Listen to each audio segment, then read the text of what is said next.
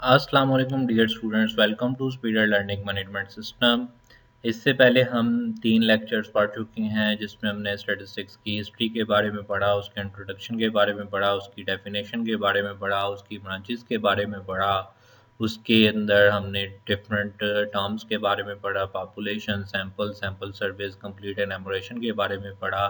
उम्मीद करता हूँ कि आपने उन तमाम लेक्चर्स को गौर से सुना होगा और उनमें तमाम बातों को अच्छे तरीके से समझा होगा और अभी तक आप लोग समझ चुके होंगे कि स्टैटिस्टिक्स जो है वो क्या काम करती है। स्टैटिस्टिक्स के मदद से हम अपने काम को किस तरह से आसान कर सकते हैं, ये समझने के लिए हम डाटा हैंडलिंग जैसे ही शुरू करेंगे प्रेजेंटेशन ऑफ डाटा के अंदर, नेक्स्ट चैप्टर के अंदर, तो आपको मज़ीद पता चलेगा कि ये जो टर्म्स, ये थ्योरी जो हम इस चैप्टर में पढ़ रहे हैं, इन एक्चुअल जब हम इसको अप्लाई करेंगे, कैसे हम जो है वो इसको अप्लाई करेंगे प्राइमरी डाटा से सेकेंडरी डाटा में, कैसे हम इसको कन्वर्ट करेंगे।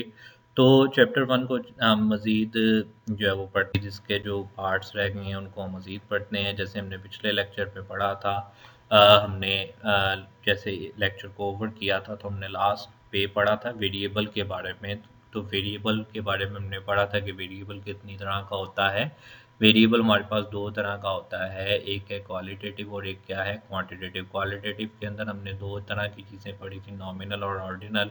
और इसी तरह से क्वांटिटेटिव वेरिएबल की हमने 2 चीज़ें पढ़ी थी, डिस्क्रीट और कंटीन्यूअस। यानी क्वालिटेटिव को 2 तरह से बयान किया जा सकता है, नॉमिनल वेरिएबल और ऑर्डिनल वेरिएबल के तौर पर, और इसी तरह से क्वांटिटेटिव वेरिएबल को डिस्क्रीट और कंटीन्यूअस के तौर पर।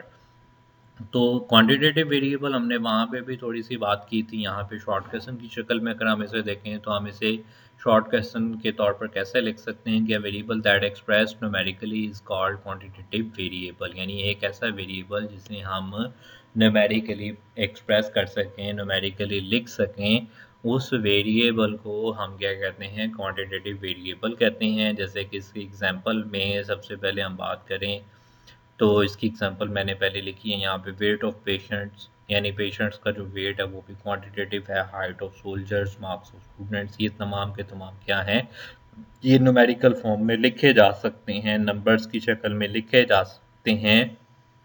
तो इन तमाम को हम क्या कहते हैं, क्वांटिटेटिव वेरिएबल कहते हैं। क्वांटिटेटिव वेरिएबल 2 टाइप्स हैं, ये भी लिखनी है आपने शॉर्ट क्वेश्चन के अंदर। सबसे पहले हम बात कर लेते हैं डिस्क्रीट वेरिएबल के बारे में।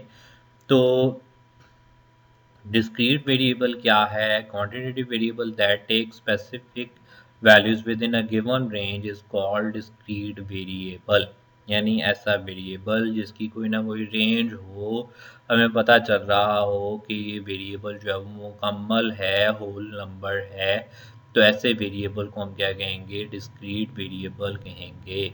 जैसे हमारे पास हम कह देते हैं जी कि number of students in different classes of a college, यहाँ हम कह देते हैं जी कि number of children's in different families of a small locality, यहाँ हम कह देते हैं कि total number of family members in a house.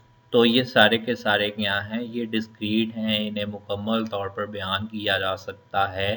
तो उन तमाम वैल्यूज़ को जो किसी भी वेरिएबल में मुकम्मल तौर पर इस्तेमाल की जा सकती हों, उन तमाम वैल्यूज़ को, उन जो वेरिएबल है उन तमाम वैल्यूज़ का, उस वेरिएबल को हम क्या कहते हैं, डिस्क्रीट। इस तरह से कंटिन्यूस वेरिएबल की हम बात करते जाएं तो a quantitative variable that takes each and every value within the given range is called continuous variable।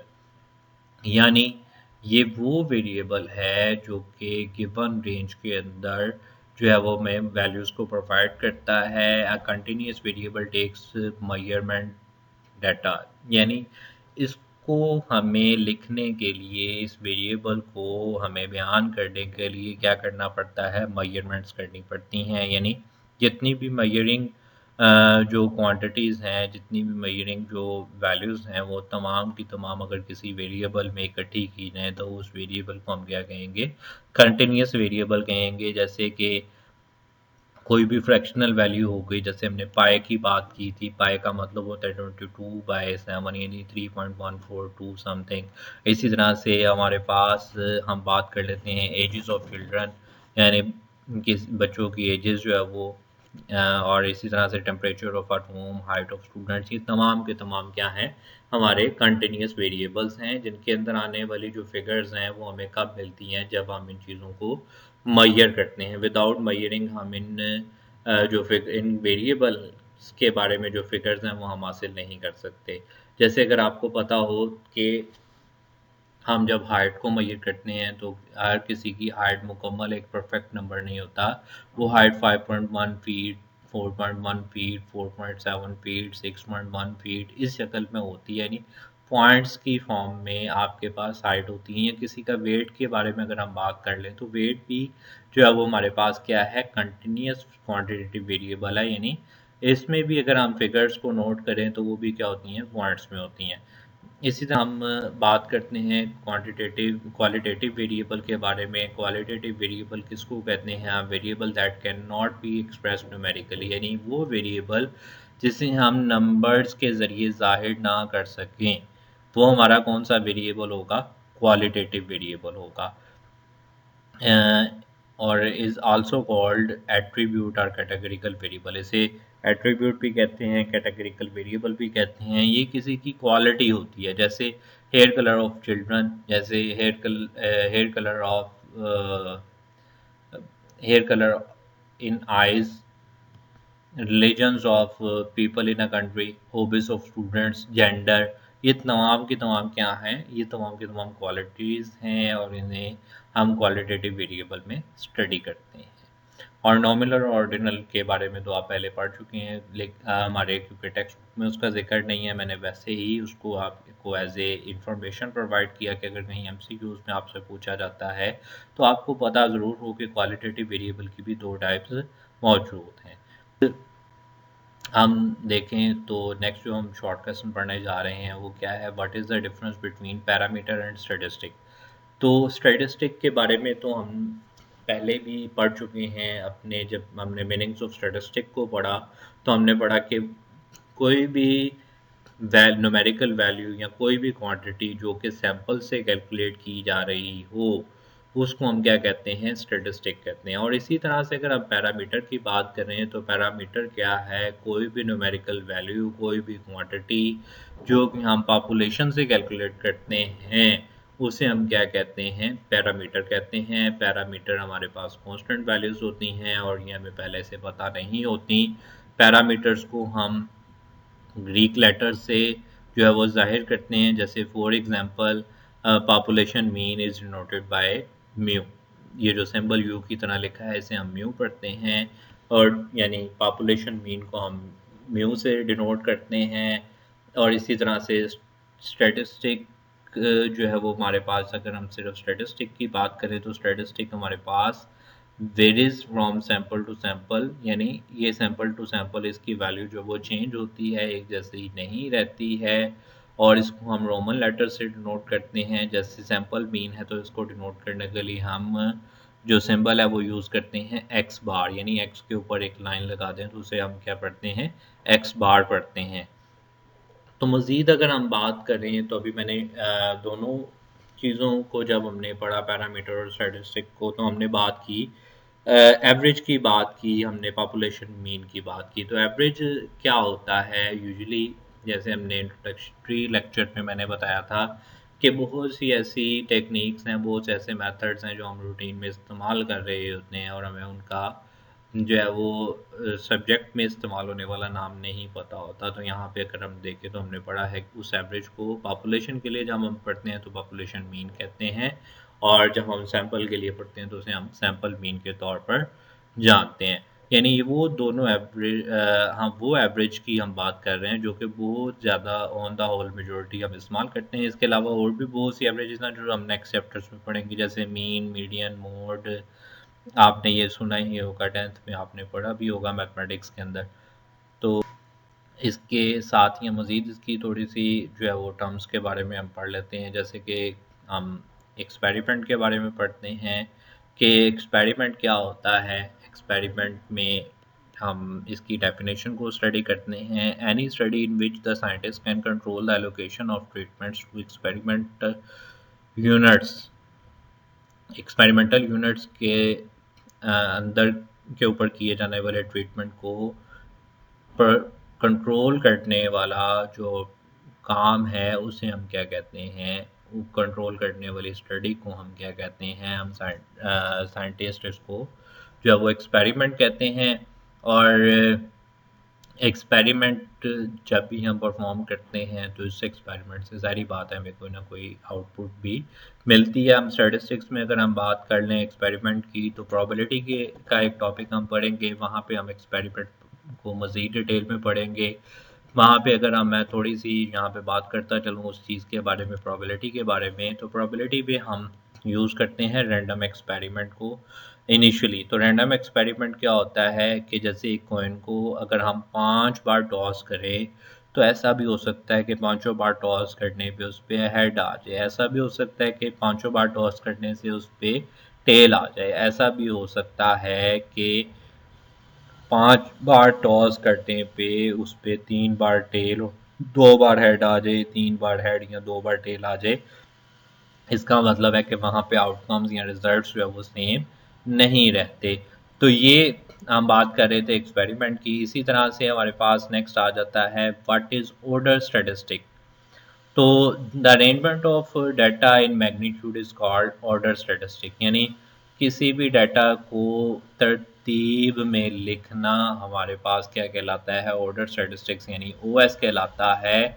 जैसे हम बात करें तो अगर कोई सीरीज हमारे पास मैथमेटिकल सीरीज है तो y1 y2 y3 up till yn, और जिसमें y1 हमारे पास मिनिमम ऑर्डर स्टैटिस्टिक है और yn हमारे पास क्या है, मैक्सिमम ऑर्डर स्टैटिस्टिक है। और अगर हम किसी भी डाटा को अरेंज करें इन इंक्रीजिंग ऑर्डर तो उस ऑर्डर को हम क्या कहते हैं, असेंडिंग ऑर्डर कहते हैं। जैसे अगर हमारे पास न्यूमेरिकल फिगर्स में बात करें 1 2 3 अप टिल 20, तो 1 हमारे पास क्या होगा, 1 हमारे पास मिनिमम ऑर्डर स्टैटिस्टिक होगा, 20 हमारे पास मैक्सिमम ऑर्डर स्टैटिस्टिक होगा।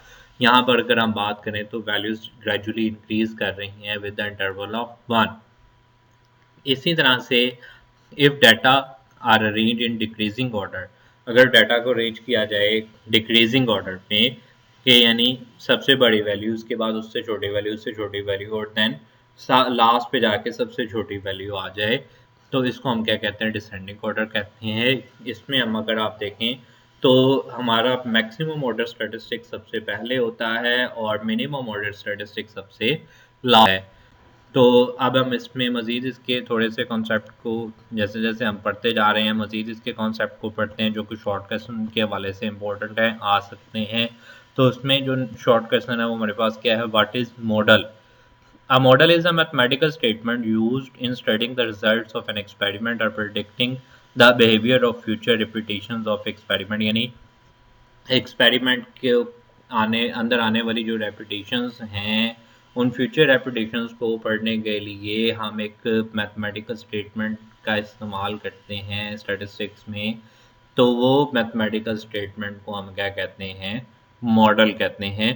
तो यहाँ पर हमने एक मॉडल लिखा भी है, जैसे हमने लिखा है जी कि y is equal to mu plus e epsilon. तो यहाँ पे आप देख रहे होंगे, गौर कर रहे होंगे कि आई नीचे लिखा हुआ है इसके इंडेक्स में। तो ये सबस्क्रिप्ट में जो आई लिखा हुआ है ये क्या है, आई शो कर रहा है ऑब्जर्वेशन को यहाँ पर कि एक से ज़्यादा अगर ऑब्जर्वेशन है तो एक से ज़्यादा एरर्स हो सकते हैं, और यहाँ पर म्यू शो कर रहा है आपके पॉपुलेशन मीन को, वाई आई शो कर रहा है इंडिविजुअल ऑब्जर्वेशन को, और एप्सिलॉन आई जो है वो डिनोट कर रहा है random error of each individual observation के लिए। तो यहाँ पर इस मॉडल से हम जो है वो अपने फ्यूचर के अंदर आने वाले कोई भी जो एक्सपेरिमेंट की रेपिटेशंस हैं उनको मुहैया कर सकते हैं, उनको प्रोडिक्ट कर सकते हैं। तो नेक्स्ट शॉर्ट क्वेश्चन हमारे पास है what is random error. Random error क्या है, it is the chance of variation in an observational process. Random error denoted by epsilon i. Random error को हम एप्सिलॉन आई से डिनोट करते हैं, और ये जो रैंडम एरर है ये ऊपर वाले मॉडल से ही अगर हम बात करें तो म्यू को अगर हम दूसरी साइड में ले जाकर माइनस कर दें तो एप्सिलॉन आई इक्वल आ जाएगा बाय माइनस म्यू। तो नेक्स्ट हम थोड़ी सी डाटा के बारे में भी इस लेक्चर में बात करेंगे। तो the word data is the plural of word datum. ये हमने पढ़ा था जब हम इसकी हिस्ट्री को पढ़ रहे थे कि जो डाटम है वो डाटा के अंदर एक सिंगल न्यूमेरिकल फैक्ट को कहते हैं, और एक से ज़्यादा न्यूमेरिकल फैक्ट्स हों तो उसे हम क्या कहते हैं, डाटा कहते हैं। It is a collection of an any number of related observation, for example record regarding the students at the time of admission may consist of age, gender, marks, hobbies etc। ये सारे की सारी चीज़ों के बारे में, ये सारे की सारी चीज़ों के लिए जो इन्फॉर्मेशन हम इकट्ठी करते हैं at the time of information, वो हमारा क्या कहलाता है, वो हमारा कहलाता है डाटा कहलाता है। Such recorded observation are known as data.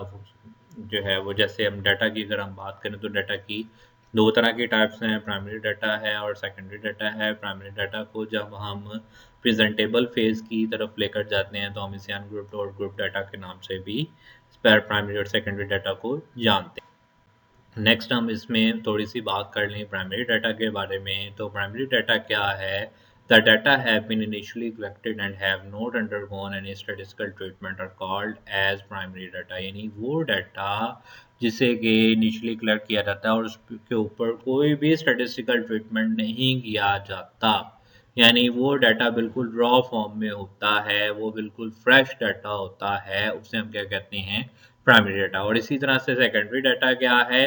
जिससे हम स्टैटिस्टिकल ट्रीटमेंट से गुजार चुके होते हैं, यानी अगर डाटा को हमने इकट्ठा किया और डाटा को इकट्ठा करने के बाद हम उसे अरेंज कर दें तो वो क्या हो जाएगा, वो सेकेंडरी हो जाएगा। जैसे हमने पीछे एग्जांपल्स पढ़ी थी, वेजेस वाली एग्जांपल्स पढ़ी थी, तो वेजेस अगर हमने तमाम जो वहाँ पे काम करने वाले लोग हैं उनकी तमाम की वेजेस अगर हमने रिकॉर्ड कर ली कि वेजेस कितनी कितनी हैं, तो वो वेजेस हमारे पास क्या होगा, वो जो रिकॉर्ड किया हुआ डाटा, जो वेजेस हर एक शख्स की लिखी हुई हमारे पास मौजूद होगी बगैर किसी तरतीब के, वो हमारे पास क्या होगा, वो होगा प्राइमरी डाटा। और अगर हम उन वेजेस को तरतीब दे देंगे, जैसे हमने ग्रुप्स की बात की थी कि ऐसे कितने लोग हैं जिनकी सैलरी 500 से कम है, ऐसे कितने लोग हैं जिनकी सैलरी 1000 से कम है, ऐसे कितने लोग हैं जिनकी सैलरी जो है वो 1500 से कम है।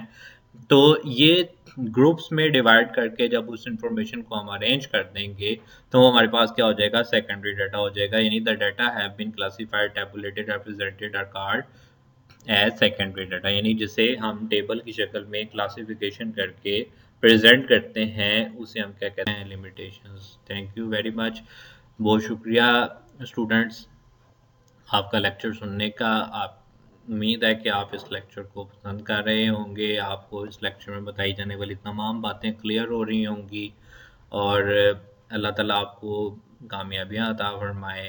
जज़ाकल्लाह।